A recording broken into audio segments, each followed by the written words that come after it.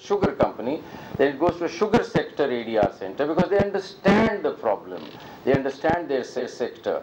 So you do that, and then it comes out into the market into a private ADR center, leading to a court if need be. So I think that kind of a trajectory, that kind of those steps need to be built, and I think we're just very close to that with the support of IB and others. We're heading in that direction. That is just the correct way of doing it.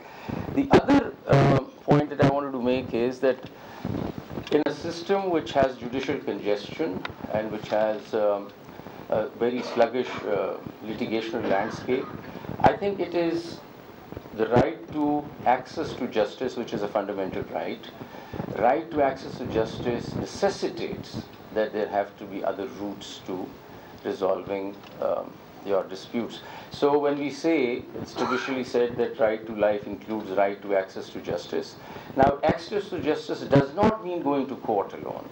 So I think it is about time that we start considering that access to justice actually means access to resolution of the dispute, a forum where I can resolve my disputes. So where there is such huge congestion, it is now an obligation on the state to provide these avenues, including mediation, including arbitration. So when I say I have a right to access to justice, it includes mediation, it includes arbitration, and it does not, the traditional notion of having right to access to justice is going to court, I think needs rethink.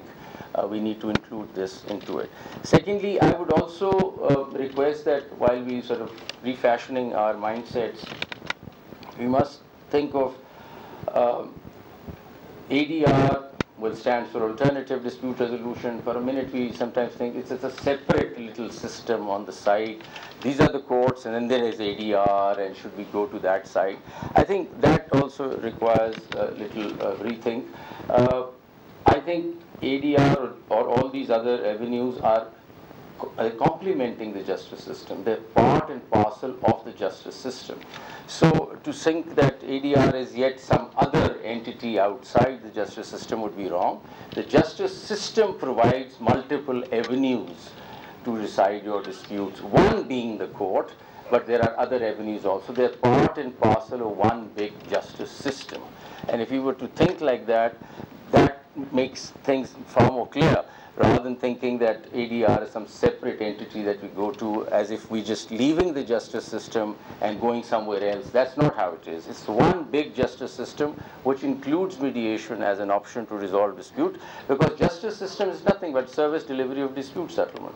So dispute settlement, one way is to do mediation, arbitration, and then also the courts if need be. So do not think of the courts to be the only mechanism as a justice system, and this being some sort of a contraption or on the side. No, it's not. It's just one big part and parcel, and we've been now talking about it jurisprudentially also, that it's one big justice system and everything complements each other. So my request would be that we must change our mindset and start looking at taking our disputes to mediation and arbitration, rather than rushing to the courts, and the courts should come at the end. And I just want to quote this Sandra O'Connor's, who was from the Supreme Court, was at the Supreme Court of the United States, and she said, going to courts should be the last recourse if there is nothing else left. I think that is the mindset change that we require, because everybody, just rushes to court. Stay order le lo, ye kar lo, wo kar lo. That's not how economies run. That's not how countries run. Because if you were to look at today, if you were to examine the litigational, culture today, it is nothing but bails and stay orders. I don't know. There are lawyers sitting here.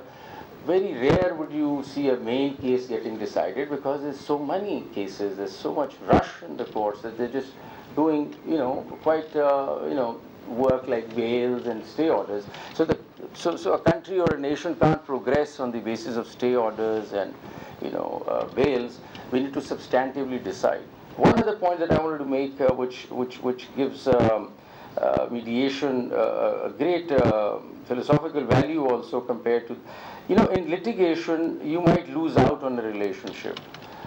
You might sever a relationship in litigation, because litigation could have any sort of results that But in mediation, you keep your relationships, and that's what I wanted to add, that we must think of a communal relationship must always stay and should not go away. You also realize that litigation has its own pitfalls. Lawyers are sitting here, and you understand that adjournments, strikes, I mean, very frankly, we talk about this amongst ourselves, that these are very chronic problems with litigation. So fixing litigation would be a big challenge, and maybe it is done at some stage.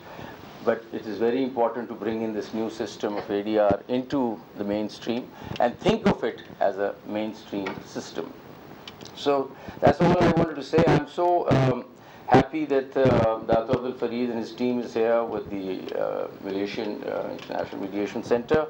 I invite them to come to Islamabad, visit the Supreme Court this time or next time, and also visit our Federal Judicial Academy, build linkages with that also. We look forward to working with you. I'm so happy that IBA has already reached out to you and training people.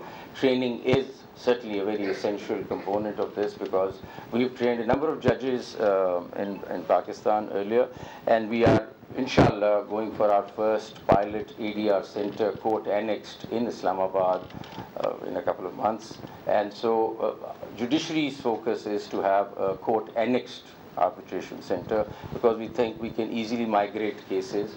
And our experience in Lahore has been that thousands of cases migrated in a couple of months, because a number of areas like family and contractual matters and commercial matters, which are just sitting in the courts unnecessarily, could be taken out. So you clean up the litigational area. It helps the judicial system work. So we can take that out, and court annexed is something that we want to focus, but we fully support private centers like the IBA and others who are doing work, and we support that, certainly. And I think the idea of ADR, the time has come. I'm quite clear on that. And we just need to keep pushing, and it will take over. But I request everybody to change your mindset. God forbid you have a dispute tomorrow, do not rush to courts. And I request all the lawyers that on your table, the first thing is not to rush to the court and get a stay order. Please, let's negotiate, let's settle. That's what our religion also talks about, sulah and settlements.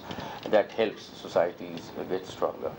In Pakistan earlier, and we are, inshallah, going for our first pilot ADR center, court annexed in Islamabad in a couple of months. And so judiciary's focus is to have a court annexed arbitration center, because we think we can easily migrate cases. And our experience in Lahore has been that thousands of cases migrated in a couple of months, because a number of areas like family and contractual matters and commercial matters, which are just sitting in the courts unnecessarily, could be taken out. So you clean up the litigational area. It helps the judicial system work. So we can take that out, and court annexed is something that we want to focus, but we fully support private centers like the IBA and others who are doing work, and we support that, certainly. And I think the idea of ADR, the time has come. I'm quite clear on that. And we just need to keep pushing, and it will take over. But I request everybody to change your mindset. God forbid you have a dispute tomorrow, do not rush to courts. And I request all the lawyers that on your table, the first thing is not to rush to the court and get a stay order. Please, let's negotiate, let's settle. That's what our religion also talks about, sulah and settlements. That helps societies get stronger.